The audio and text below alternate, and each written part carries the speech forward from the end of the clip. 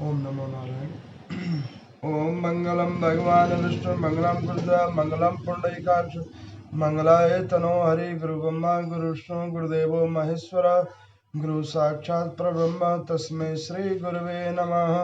ओम वक्रतुंडे महाकाय सूर्यकोटि समप्रभा निर्विघ्नं कुरु मे देव सर्वकार्येषु सर्वदा। नमस्तनन्ताय सहस्रमूर्ते सहस्रपादाक्ष शौर्भावे सहस्रनाम्ने पुरुषाय सहस्ते सहस्रकोटि युगार्णे नमः। हरे कृष्णा कृष्णा कृष्णा हरे हरे हरे राम राम राम हरे हरे। महात्मन, इस प्रकार से मैंने आपके प्रश्न का यथाशक्ति उत्तर दिया था। देखो स्कंद, प्राणी किस प्रकार उत्पन्न होता है ये बात मैंने आपको बता दी थी। उसी प्रकार से जीवात्मा मृत्यु को भी प्राप्त होता है। कर्म अनुसार आयु क्षीण होने पर जब मनुष्य का मृत्यु काल उपस्थित होता है, उस समय उसे अपने कर्मों के अधीन रहने वाले जीव को यमराज के दूत शरीर से बाहर खींचते हैं। तब पुण्य और पापों के बंधन से बंधा हुआ जीव पंचतंत्र मात्राओं को मन बुद्धि और अहंकार के साथ लेकर शरीर को त्याग देता है। पुण्यात्मा पुरुषों के प्राण मुखमंडल स्थित 7 छिद्रों के द्वारा निकलते हैं। पापियों के प्राण गुर्दा मार्ग आदियों से निकलते हैं। योगी पुरुष पुण्य आत्मा पुरुष वो ब्रह्मरंध्र फोड़कर बाहर निकलता है। मृत्यु होने पर क्षण भर में उसकी अतिवाहिक शरीर धारण होती है। वो अंगूठे के पोर के बराबर होता है। उस शरीर का निर्माण अपने प्राणों से किया जाता है। उसे अतिवाहिक शरीर में जीव स्थित हो जाता है। तब यमराज के दूत उस देह को बांधकर बलपूर्वक यमलोक मार्ग से ले जाते हैं। वो मार्ग तपे हुए भांड के समान होता है। गर्म किए हुए लोहे के गोले सदृश होते हैं। तपी हुई बालू वाले स्थान पर भाती हुई जलते हुए ताम्र पत्र के समान होती है। जहाँ यमदूत पापी जीव को घसीट कर लेकर जाते हैं, मार्ग कहीं अत्यंत सर्दी पड़ती है, कहीं अत्यंत दुर्गम स्थान लागना पड़ता है, कहीं भारी अंधकार छाया होता है, तो कहीं पे अग्नि के समान मुख वाले काक कंक जम्बुक मक्खी डांस मच्छर सर्प बिच्छू आदि भी काटते दिखते हैं। उनके काटने पर जीव चीखता और चिल्लाता है, परंतु मरता नहीं है। कहीं कहीं भयंकर राक्षस उसे खाते हैं, घसीटते हैं, इधर उधर फेंकते हैं। इसी प्रकार से यमपुरी उस अत्यंत दुस्सह मार्ग से केवल 10 मुहूर्त, जिसको 4 घंटे का समय आप देखिए, उसके बराबर का वो समय होता है। जो वो 4 घंटे होते हैं वो 1 वर्ष के बराबर लगता है। फिर उसके बाद उस मार्ग में बैतरणी नदी आती है। तीव्र रक्तधारी नाना प्रकार की कर्मों अनुसार वो नदी के अंदर में यात्रा भोगता है।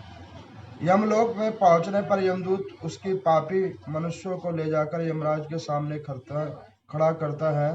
पाप आत्मा जीव काल और अनंत आदि से घिरे हुए यमराज बड़े भयंकर रूप में देखते हैं, तथा पुण्य आत्मा पुरुष यमराज परम शांत सभ्य रूप दर्शन पाता है।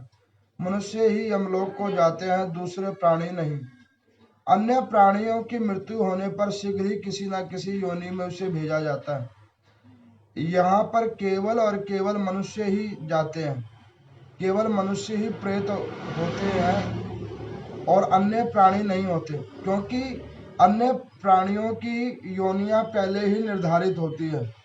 केवल और केवल मनुष्य ही पाप और पुण्यों के कथनानुसार यमलोक जाता है। विप्रवर धर्मात्मा पुरुष जिस प्रकार से पृथ्वी पे नाना प्रकार के दान करता है, पूजन करता है, पाठन करता है, तो उसको यम की यात्रा नहीं करनी पड़ती है। दीप दान करता है, गौ दान करता है, निसहायों की दान करता है, जो जन्म से ही जीवन भर भगवान सूर्य, भगवान शिव, भगवान नारायण का पूजन करता है, वो यमदूत की दर्शन कभी भी नहीं करता है। चित्रगुप्त फिर यमलोक में गए हुए पापियों को, पुण्य आत्माओं को, और जैसे जो कर्म कर रहा होता है उसके कर्मों की वो वृतांत सुनाते हैं।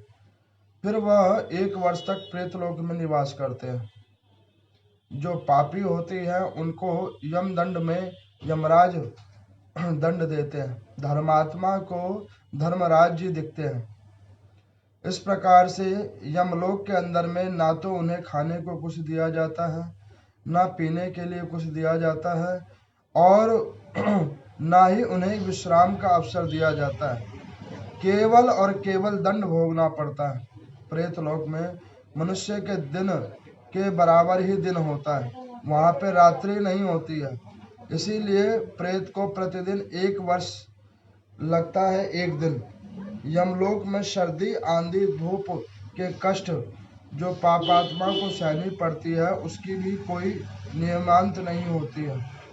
इस प्रकार से जैसे इस लोक में कठोर पुरुष बंधन में पड़े कैदी की रक्षा करते हैं, उसी प्रकार से 16 श्राद्ध पूर्वक प्रेत पिंड नहीं दिए जाते हैं। उसका कई युगों तक प्रेत योनियों से उद्धार नहीं होता है। इसलिए कि जब कोई व्यक्ति मरता है तो उसके कुल बांधवों को उसका सपिंडीकरण श्राद्ध भली भांति रूप से करना चाहिए। उस कल्प के अंदर में वो व्यक्ति उसका भाग भोगता है। इस प्रकार से फिर वो नरकों की यात्रा करते हुए अपने पाप कर्म भोग कर पुनः पृथ्वी पे आता है। फिर नाना प्रकार के फिर वो जन्म लेता है।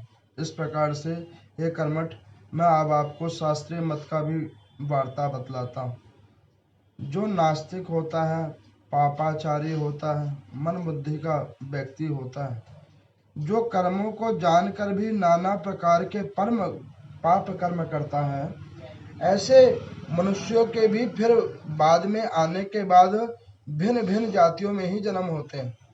जो ब्राह्मण की हत्या करता है वो मनुष्य को क्षय रोग हो जाता है, शराबी के दांत काले हो जाते हैं, सोने चुराने वालों के नख खराब हो जाते हैं, गुरु पत्नी गामी शरीर को चमड़ा खराब करता है।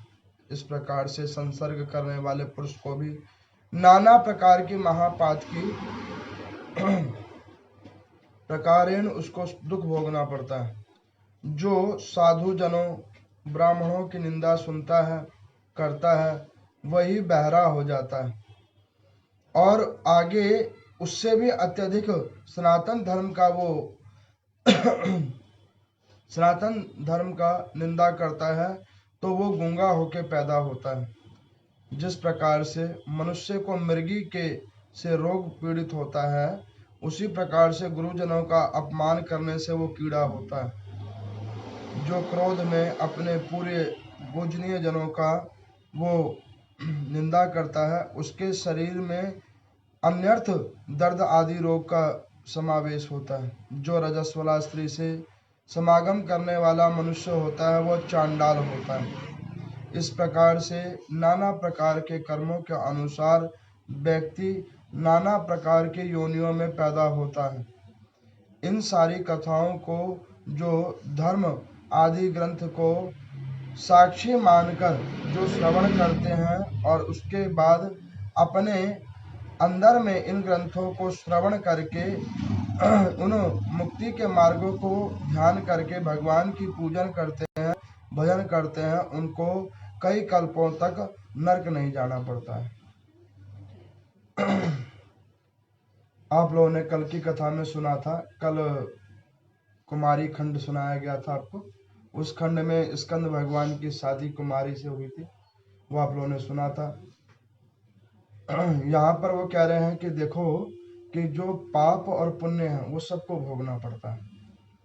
तो स्कंद भगवान को भगवान नारायण बतला रहे हैं अपने श्री मुख से कि देखो पाप और पुण्य भोगने के लिए जीवात्मा पृथ्वी पर आता है। तो यहाँ पर स्कंद भगवान कहते हैं कि प्रभु क्या सबको भोगना पड़ता है? तो यहाँ पे वेद व्यास जी शिष्यों को कहते हैं कि देखो जो मनुष्य है केवल वही नरक जाता है और स्वर्ग जाता है।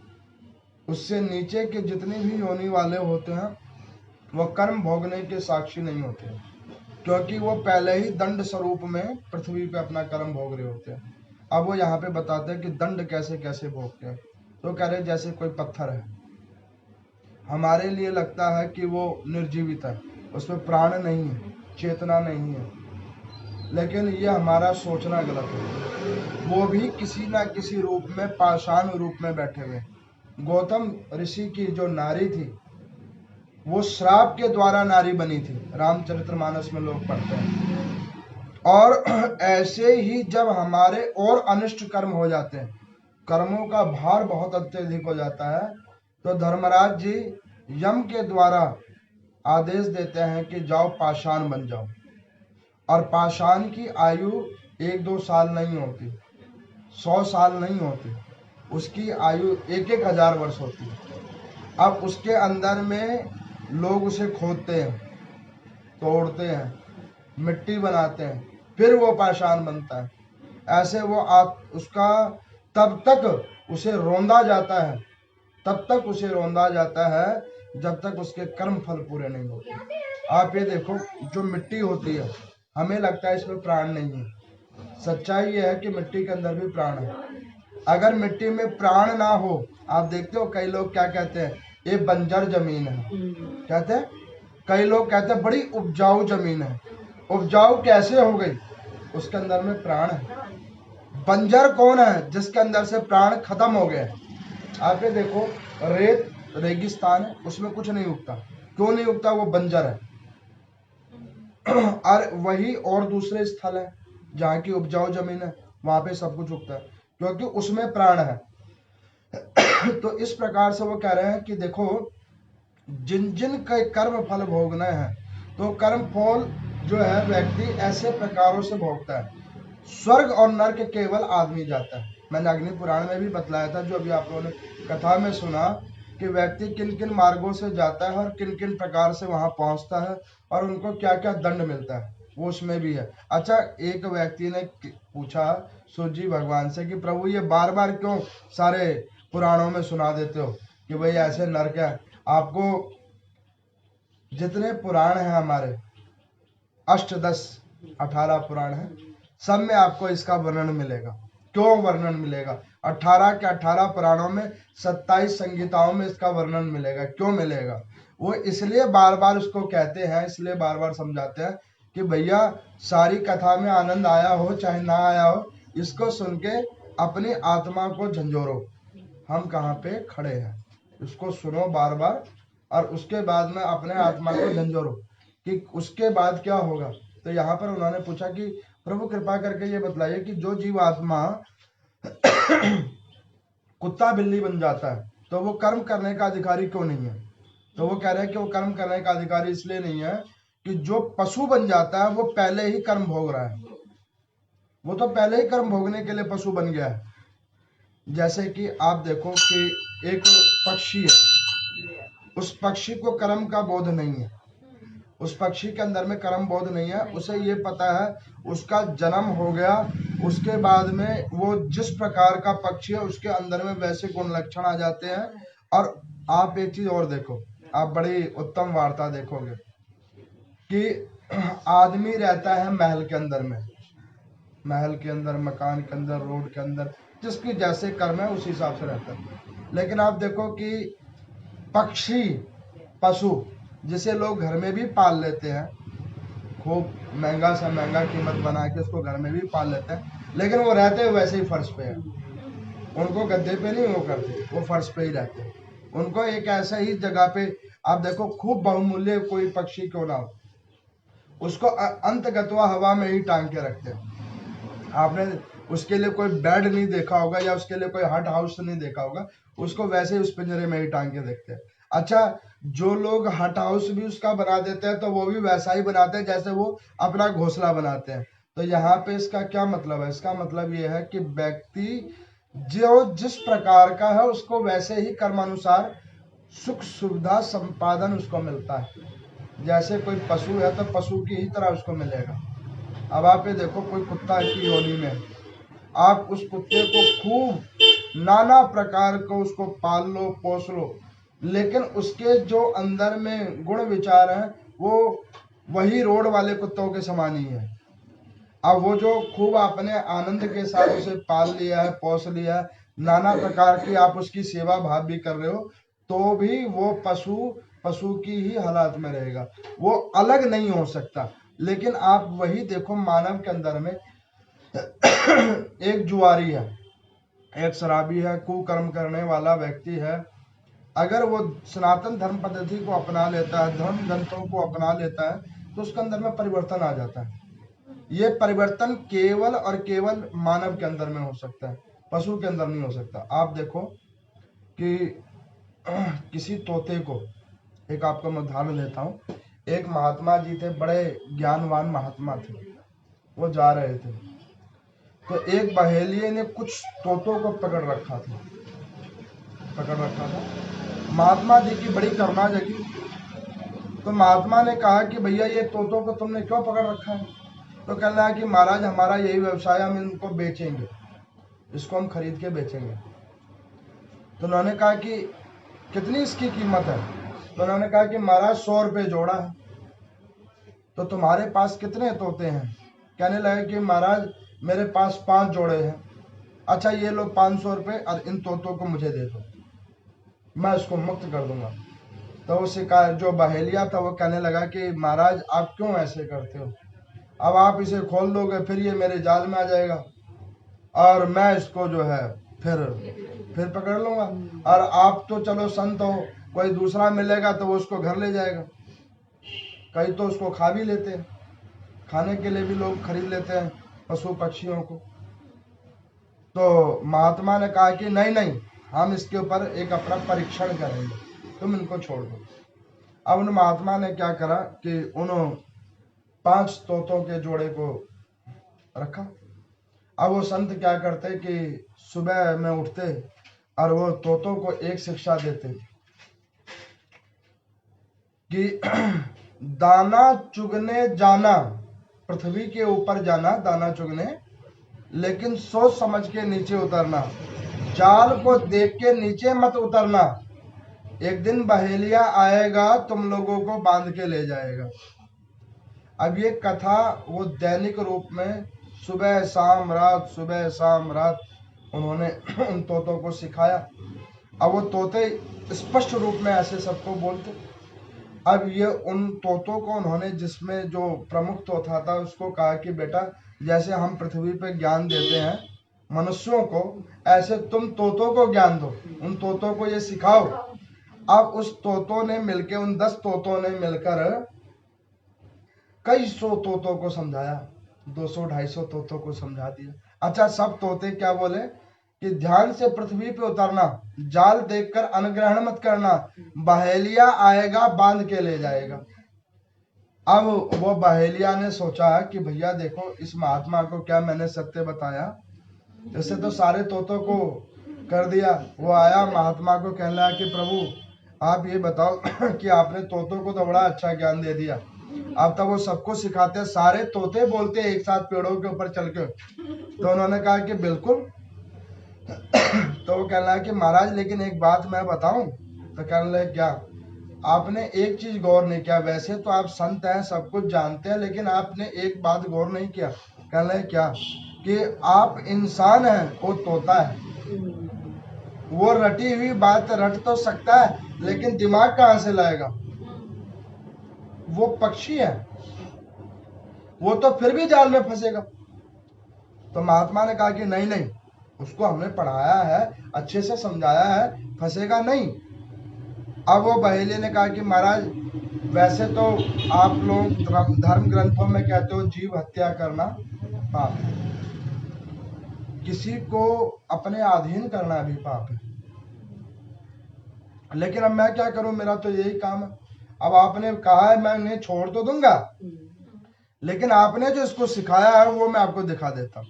अब उस बहेलिये ने वैसे ही जाल बिछाया, उसके ऊपर में दाने डाले, सारे तोते अंदर में जाके फंस गए। अब वो क्या कह रहे हैं कि ध्यान से नीचे उतरना, जाल को देख के अन्न नहीं चुगना, बहेलिया आएगा बांध के ले जाएगा। अब वो महात्मा जी कहने लगे उस पढ़े लिखे तोते को, जिसको खूब ज्ञान दिया था, जो उनका गुरु बनाया था, कह रहे बेटा एक बताओ कि हमने तुमको इतना समझाया, इतना बतलाया, तो कहने लगा गुरुजी आपने बताया तो सही लेकिन समझाया ठीक से नहीं। बताया तो सही लेकिन समझाया ठीक से नहीं। तो कहने का अभिप्राय यह है कि व्यक्तियों को सोचने समझने का अधिकार केवल और केवल मानवों के अंदर में है, ये पशु पक्षियों के अंदर में नहीं दिए, इसीलिए वो स्वर्ग नहीं जाते। अच्छा आप एक चीज सुनो, आदमी को ही धर्म ग्रंथ सुनाए जाते हैं। आपने सुना कुत्ते बिल्ली को कोई भागवत सुना रहा है? नहीं सुना ना। आपने सुना कहीं कोई गौ को सुना रहा हो? नहीं सुना। ये सिर्फ मानवों को समझाया जाता है। क्यों मानवों को समझाया जाता है? जब एक विद्यार्थी कठिन पढ़ाई करके वो किसी मास्टर डिग्री के लिए आता है, तो उसको वहां पर मास्टर्स करने के लिए पहले छोटी छोटी पुस्तकें पढ़ाई जाती हैं। जब पढ़ाई शुरू होती है छोटी छोटी बड़ी छोटे छोटे लेसन होते हैं, छोटी छोटी अध्याय होते हैं, उनको पढ़ाया जाता है। जब वो मास्टर्स करने के लिए आता है तो उसको मोटी मोटी किताबें देते हैं और वो उसको पढ़ाने के लिए कहते हैं कि इसको पढ़ो तो तुमको डिग्री मिलेगी। उसी प्रकार से जीव आत्मा जो पशु पक्षी है उनके कर्म ही बड़े छोटे होते हैं, उनकी आयु भी छोटी होती है। आपने सुना कोई कुत्ता 100 साल जीता हो? सब 10-12 साल में मर जाते हैं। कोई गौ 100 साल जीती हो ना, 20-22 साल में हर गौ खत्म हो जाती है। अच्छा गज की आयु भी खूब होती है लेकिन वो भी उसमें बुद्धि विवेक नहीं होती। उसकी आयु होती है 50 साल तक जीते हैं गज, अश्व भी 50 साल तक जीते हैं लेकिन उनकी भी आयु क्षीण ही होती है। लेकिन आदमी की आयु 100 साल ब्रह्मा जी के द्वारा निर्धारित है। कुछ और लोग, एक बार किसी ने पूछा कि पंडित जी जो ज्यादा दिन जीते हैं क्या वो भाग्यशाली होते हैं? तो मैं आपको बतलाऊं कि जो जितने ज्यादा दिन जीते हैं वो उतने ज्यादा दुखी होते हैं। जिनके कर्म अभी नहीं पूरे हुए हैं वो पृथ्वी पे ऐसे ही भटक रहे होते हैं। आप देखोगे कुछ पुण्यात्मा लोग होते हैं, काम कब खत्म हुआ कब बंदा चला गया पता नहीं लगा। अच्छा कुछ लोग ऐसे होते हैं जिनके लिए उनके बच्चे परिवार गजेंद्र मोक्ष का पाठ करवा रहे होते हैं, पता नहीं कौन कौन से उपाय कर रहे होते हैं, डॉक्टर वाले बिल बना रहे होते हैं लेकिन वो मर नहीं रहे होते। उनके परिवार वाले भी कहते होते हैं कि हे भगवान इसे उठा लो। अच्छा वो अंदर से खुद भी कहता होगा, हम उनकी आवाज नहीं सुन सकते लेकिन अंतर आत्मा से वो भी कहते होंगे कि हे भगवान हमको उठा लो। अब भगवान जी क्या कहते हैं? नहीं अभी नीचे रहो, अभी भोगो। तो यहाँ पर वो कहते हैं कि दो प्रकार की पेशी होती है, एक यम के पास और एक धर्मराज के पास। तो कहते हैं जो पापी होता है वो यमराज के पास जाता है और जो पुण्यात्मा होता है वो धर्मराज जी के पास जाता है, लेकिन लेके चित्रगुप्त ही जाते हैं। आप ये देखोगे जो यमदूत हैं वो भी और जो पार्षद हैं वो भी, दोनों साथ ही चलते हैं। आप देखोगे गाड़ी जिस रोड होती है, एक इधर से जाने के लिए एक उधर से आने के लिए साथ ही चलती है, प्रायः साथ चलती है। एक इधर जाओ एक इधर आओ, वो साथ क्यों चलती है? अब भाई किसी का इस मार्ग की यात्रा होगी तो वो उस मार्ग से जाएगा, जिसकी इस मार्ग से वो इस मार्ग से जाएगा। उसी प्रकार से व्यक्ति पाप कर्म करता है, वही वैतरणी नदी के अंदर में उसे कफ पीत वात वो दिखती है, और वही जो पुण्य आत्मा होता है तो उसके लिए गौ जो है कामधेनु रूप में खड़ी होती है और वो उसको अपनी पूंछ पकड़ा देती है। इसीलिए कहा जाता है कि जीवन में एक बार गौदान अवश्य करना चाहिए। गौदान, गौ की सेवा अवश्य करनी चाहिए। अच्छा कई लोग कहते हैं कि भाई ये किया हुआ मिलता भी है। मैं आपको बतलाता हूँ, बिल्कुल मिलता है। कैसे मिलता है उसका मैं उदाहरण देता हूँ।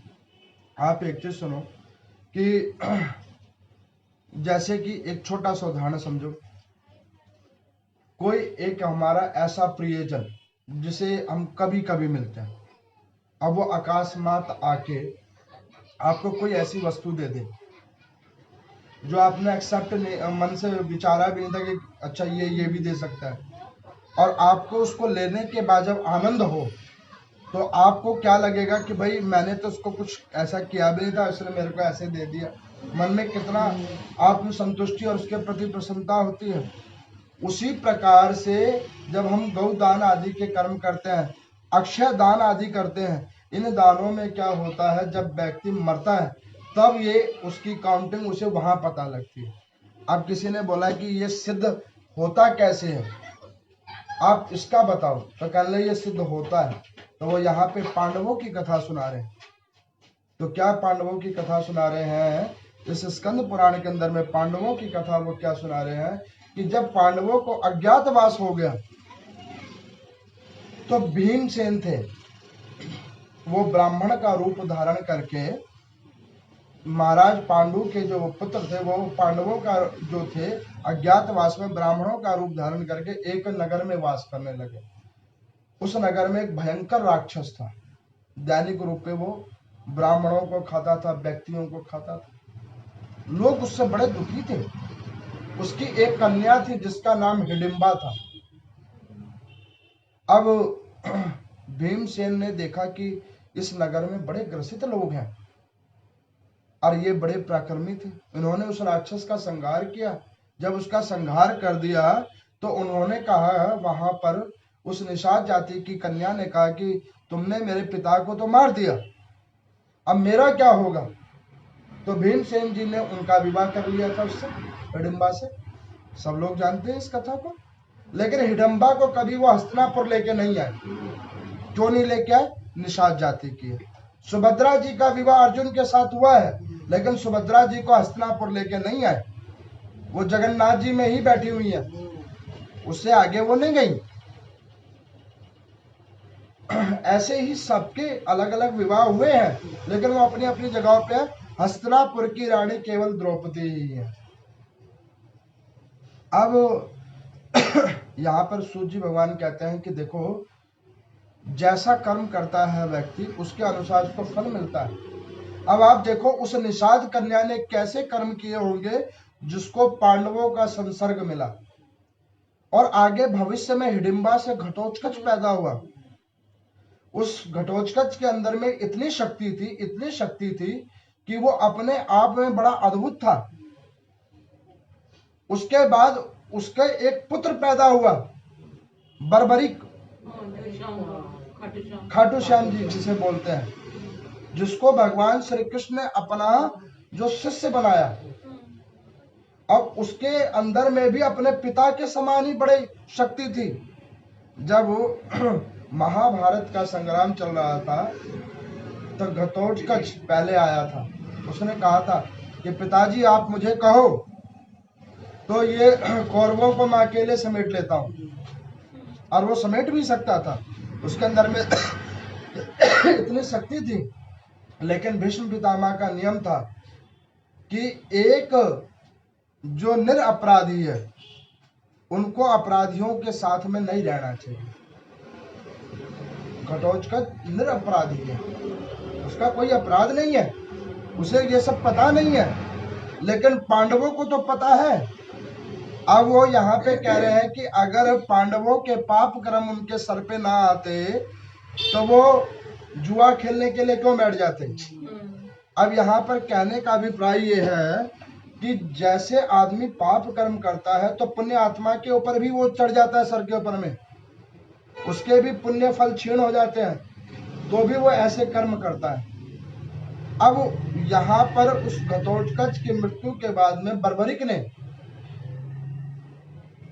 ने अपनी माँ से पूछा कि माता मेरे पिता क्यों मर गए। उन्होंने कहा कि बेटा तुम्हारे जो बाबा हैं उनका युद्ध चल रहा है। तो कह रहे किसके साथ युद्ध चल रहा है। कहने लगे कि तुम्हारे जो दूसरे बाबा हैं उनके साथ युद्ध चल रहा है। तो उस बच्चे के मन में क्या आया कि बाबा का युद्ध बाबा से ही चल रहा है।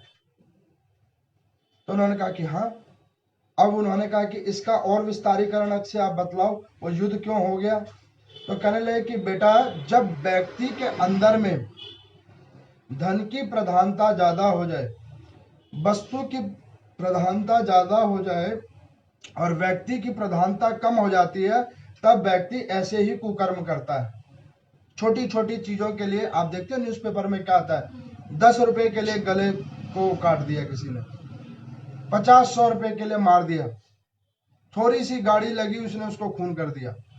अब आप ये देखो कि ऐसे पाप कर्म जब हम करते हैं, उसको हम ये नहीं सोचते कि भाई ये जो हम पाप कर्म कर रहे हैं, इतना बड़ा पाप कर रहे हैं, थोड़ी सी वस्तुओं के लिए, थोड़े से मूल्यों के लिए हम उसको मार देते हैं, तो उससे क्या होता है, उसके कई गुना पाप कर्म, जिसको हम मारते हैं उसके पाप कर्म और उसको मारने का जो दोष है वो हमारे को एक साथ में मिल जाता है। अब आपको मैं बतलाता हूँ, जैसे कोई किसी की निंदा करता है, मान के चलो कोई सज्जन व्यक्ति है।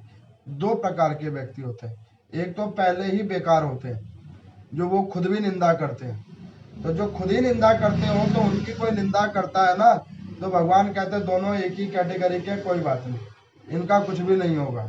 लेकिन कोई संत व्यक्ति है, कोई साधु व्यक्ति है, उसकी आप निंदा कीजिए, साधु है उसकी आप निंदा करो, तो उस साधु के तो जो थोड़े बहुत दैनिक पाप कर्म हो रहे हैं वो आपसे कट जाएंगे, उसका कुछ नहीं जाएगा, उसके वो पाप कर्म थोड़े कट जाएंगे जो उसने किए होंगे जाने से या अनजाने से, और जो करेगा उनके ऊपर में वो कई गुना कर करके उनके अकाउंट में जुड़ जाएगा। तो डिम्बा ने कहा कि बेटा मैं तुम्हें बतलाऊं, ये दोनों दादाओं की लड़ाई है। कहने लगे किस चीज के लिए? तो उन्होंने कहा कि ऐसे ऐसे एक हस्तिनापुर है, उस जगह के पीछे लड़ाई हो रही है। तो उन्होंने कहा कि हमारे पिताजी तो हमें कभी ऐसे महल में नहीं ले गए, अब हमारे बाबा हैं, इतने बड़े रईस आदमी हैं और हम जंगल में पड़े हुए हैं, ये तो ठीक बात तो नहीं हुई। तो उन्होंने कहा कि बेटा सुख और दुख आदमी को भाग्य से मिलता है।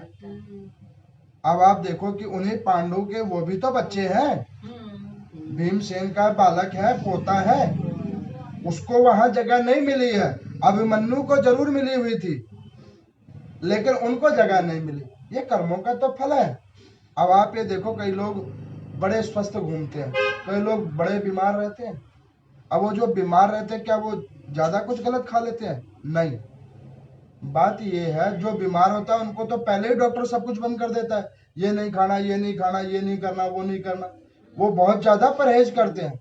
और जो स्वस्थ होता है वो सब कुछ खाता है, लेकिन वो भाग्य कहाँ से लेके आएगा? भाग्य जो नारायण भगवान ने उसको दिया है उसको वो कहाँ से लेके आएगा? तो अब यहाँ पर उन्होंने कहा कि बेटा मैं बतलाऊं कि वो एक जगह के पीछे लड़ाई है। तो उन्होंने कहा कि दो बाबाओं के बच्चों के बीच में लड़ाई हो रही है, दोनों ताऊ लड़ रहे हैं, मेरे पिता भी उसमें लड़ रहे हैं, तो अब मैं उस युद्ध में जाऊंगा। तो डिम्बा ने कहा कि बेटा तू क्या करेगा जाके? तो उन्होंने कहा क्यों, मैं भी तो उस परिवार का हूँ। उन्होंने कहा कि हम सब नारायण भगवान की संतान है, लेकिन पूजा कौन कौन करता है? कोई करता है? कोई नहीं करता है। संतान तो सभी नारायण भगवान की है लेकिन कोई नहीं करता। जानने के बाद नहीं करता, और तो छोड़ो जानने के बाद नहीं करता। उन्होंने कहा कि बेटा तू ऐसे कर्मों की तरफ मत जा, हम भील जाति में निषाद जातियों में है, हम यही ठीक है, हमारा वहां जाना ठीक नहीं है। तो उन्होंने कहा कि नहीं मैं तो जाऊंगा, मैं तो जाऊंगा। और वो इतना कौशल था, वो बर्बरिक इतना कौशल था युद्ध करने में।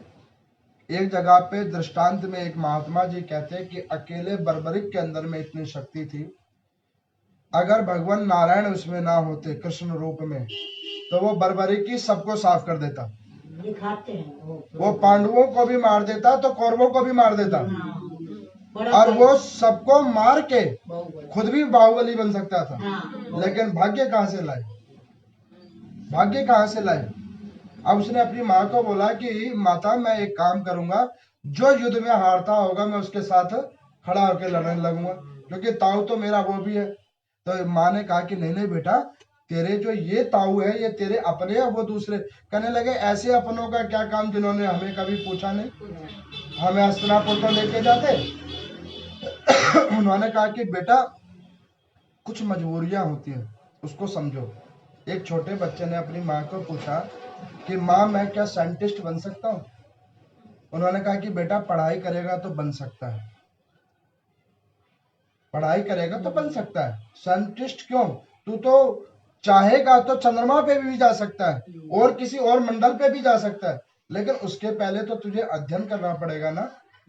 उसी प्रकार से व्यक्ति चाहे तो कुछ भी प्राप्त कर सकता है, लेकिन उसके लिए पहले से साधना तो करनी पड़ेगी। अब वो बर्बरिक ने कहा कि नहीं माता, मेरे को कुछ आपकी बात समझ नहीं आता, हम तो जाएंगे युद्ध लड़ने के लिए। भगवान श्री कृष्ण ने देखा कि अगर ये बच्चा आ गया और ये आ गया, अभी कौरव ही मरेंगे, क्योंकि मैंने धर्म स्थापना करनी है, पापियों की क्षय हो और पुण्य आत्माओं की विजय हो, तब तो ये इनको भी मार डालेगा। और ये अपने कुल का बच्चा जान के इसके ऊपर हथियार भी नहीं उठाएंगे, अंश को जान के, और ये मारे जाएंगे। और नहीं तो वो दुर्योधन वापस राजा बन जाएगा कोई छल कपट प्रपंच करके। तो भगवान श्री कृष्ण ने सोचा कि कोई बात नहीं, जो होगा सो होगा, अब इसमें बीच में हम ही उतर जाते हैं। भगवान श्री कृष्ण ने देखा तो उन्होंने कहा कि अरे बेटा, तू कहाँ जा रहा है? तो वो गया भगवान श्री कृष्ण के, उसने चरण स्पर्श किए। उन्होंने कहा कि प्रभु, मैं तो युद्ध ही में जा रहा था। किसके लिए? लड़ने के लिए। अरे तेरे पापा ने तो कभी नहीं लड़ा, तू क्यों लड़ रहा है? तो वो कहने लगे कि यही तो गलती हो गई, उन्होंने कभी लड़ा नहीं तो वो कभी इधर आए नहीं। अब हमने भी ये विचार कर लिया कि हम तो यहाँ आएंगे। तो उन्होंने कहा कि बेटा, इस पाप भरी दुनिया में आके करोगे क्या, जहाँ केवल सर्वत्र और सर्वत्र पाप भोगा जा रहा है। तुम्हें पता है यहाँ पे पाप के लिए लड़ाई हो रही है, पुण्य की लड़ाई नहीं हो रही है, पाप की लड़ाई हो रही है। वो हस्तिनापुर जो जगह है वो पाप का स्थल बन चुका है, उस पाप के स्थल के लिए लड़ाई हो रही है, तो उसमें जाके करेगा क्या? तो कहने लगे कि वो तो चलो जो भी ठीक है, लेकिन हम तो उसमें जाएंगे। तो उन्होंने कहा अच्छा ठीक है, तुम जाओगे? कहना है एक रूल है वहां जाने का। कहने लगा क्या?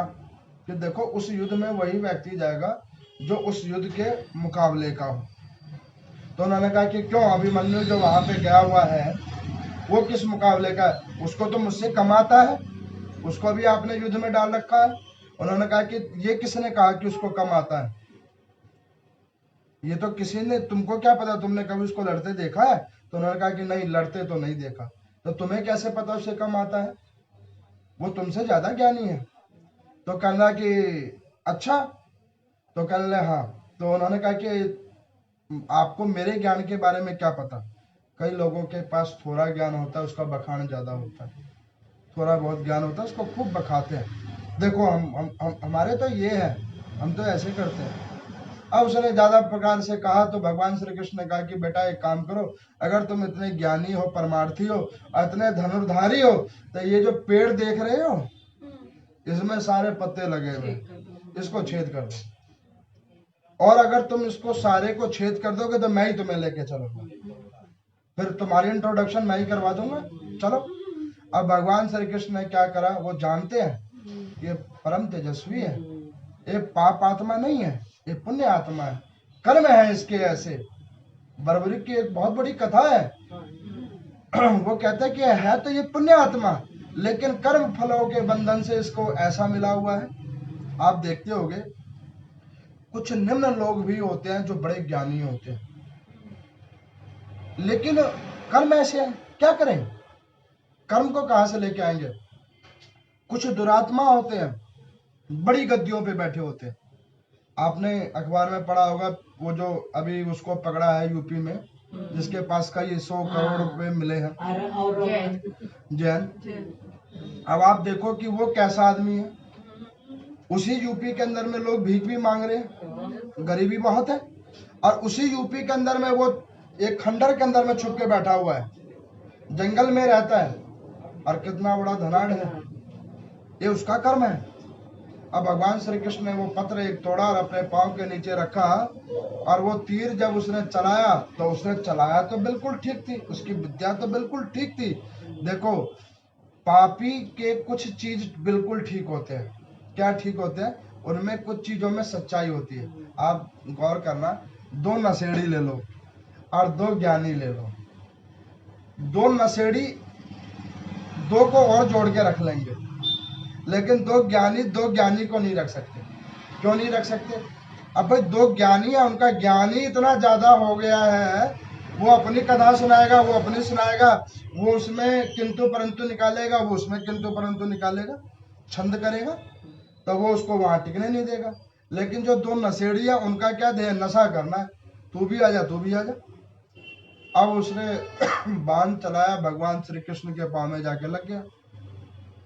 अब भगवान श्री कृष्ण ने कहा कि बेटा ये तूने कैसे बाण चलाया, ये क्या किया तूने, देख तेरे बाण से मेरे पांव में रक्त निकल गया, इस पांव के छेदन में अब तू ऐसे युद्ध जाएगा, तीर कहीं और चलाएगा, मर कोई और जाएगा। अब उसने कहा कि प्रभु मुझे क्षमा कर दो। अब वो रक्त जब बहने लगा भगवान श्री कृष्ण का, तो वो अपना सर नीचे कर लिया। उसने कहा कि प्रभु मेरे अपराध को क्षमा करो और इस अपराध के बदले आप जो भी मुझे दंड दोगे वो मानने को अधिकार हूं मैं। तो उसने कहा, जब ये कहा तो भगवान श्री कृष्ण ने कहा कि बेटा वैसे तो तूने कोई अपराध नहीं किया, लेकिन तू युद्ध में नहीं जा सकता। तो उसने कहा कि प्रभु अब तो मैं युद्ध क्या, अब तो मैं घर भी नहीं जा सकता, क्योंकि मैंने अपनी स्त्री को भी बोल के आया हूँ, उसकी स्त्री का नाम है मोरविक, मैं उसको भी बोल के आया हूँ, अब मैं ऐसे मुंह लेके मैं घर नहीं जाऊंगा। तो भगवान श्री कृष्ण ने कहा जब ऐसे मुंह को लेके घर नहीं जाएगा तो ये मुंह मुझे दे जा, अपना ये मुंह मुझे दे जा। उसने बाण उठाया, धनुष उठाई, अपना सर काट के भगवान श्री कृष्ण को दे दिया। जैसे ही सर धड़ से अलग करके दे दिया, भगवान श्री कृष्ण ने वो जो उनके पांव पे लगा हुआ था तीर, उसको हटाया। उन्होंने कहा कि बेटा बिल्कुल तू सत्य था, मैंने तेरे को युद्ध से जाने से रोकने के लिए, क्योंकि पहले जन्म के तेरे ऐसे कर्म थे, उसके कर्म स्वरूप तू युधिष्ठिर की जगह बैठने वाला था, लेकिन उसे मैंने धर्मराज बनने का वचन दिया है, धर्मराज बनाने का उसे मैंने वचन दिया है। उस जगह पे तेरे को नहीं बिठाने के पीछे मेरे को तेरे साथ ऐसा करना पड़ गया। अब तू घबरा मत, तेरे साथ ये अन्याय नहीं हो रहा है, तेरी जो पूजा करेगा उसे मेरी पूजा के बराबर फल मिलेगा, हारे का सहारा तू बनेगा। जो व्यक्ति सब जगह हार जाएगा उसका सहारा तू बनेगा। कलयुग के अंदर में तेरी पूजा की बड़ी प्रधानता होगी और तेरा नाम मेरे से जुड़ा होगा, इसीलिए उनका नाम खाटू श्याम है। तो यहाँ पे सूजी भगवान कहते हैं कि देखो ये जितने भी कर्म फल होता है वो व्यक्ति करता है, मनुष्य करता है, उस मनुष्यों के द्वारा, उसके कर्मों के द्वारा उसको जन्म मिलता है, और उस जन्मों के में फिर भी अगर वो नहीं सुधरता है, उस जन्म मानव शरीर लेने के बाद अगर वो नहीं सुधरता है तो फिर उसे नाना प्रकार की योनियों में उतरना पड़ता है, स्वर्ग नरक में जाना पड़ता है, और उसके बाद में फिर उसको और योनियों में उतरना पड़ता है। तो यहाँ पर वो कहते हैं कि जो भी कोई ऐसी कथा को श्रवण करता है और इसमें चिंतन करता है और नारायण को सत्य जानकर उनमें अपने मन को लगाता है, उसका निश्चितन कल्याण होता है। ओम नमो नारायण। राम